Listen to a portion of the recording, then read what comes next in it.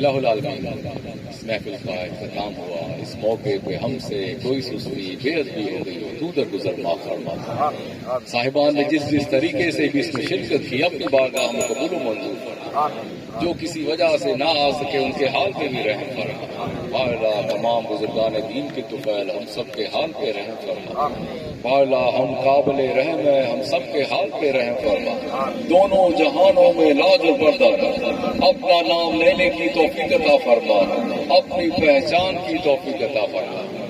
ان لوگوں کے رستے پہ چلا جس پر تیرا انعام ہوا، اور ان لوگوں کے رستے سے بچا جس پر تیرا غضب ہوا۔ بالا بیماروں کی بیماری شفا فرما، قرض داروں کو قرض سے خلاصی عطا فرما، بے وقتوں کو وطن پہنچا، مسافروں کا سفر بے خطر فرما، بے اولادوں کو نیک اولاد عطا فرما، اور جن کی اولاد ہیں ان کو نیک ہدایت عطا فرما۔ گھروں میں خیر و برکت عطا فرما، اتفاق عطا فرما، اور صاحبان جس کام میں بھی ہیں خیر و برکت ترقی عطا فرما۔ بالا ہماری ظاہری باطنی مشکلات آسان فرما، ظاہری باطنی ترقی عطا فرما، ہمارے ظاہر اور باطن کو اپنے نور سے منور فرما۔ ہمارا شمار ان لوگوں میں فرما جو توبہ کرتے رہے اور آپ ان کی توبہ قبول فرماتے رہے، جو آپ سے رحمت کی طلب کرتے رہے اور آپ ان کے حال پر مہربان۔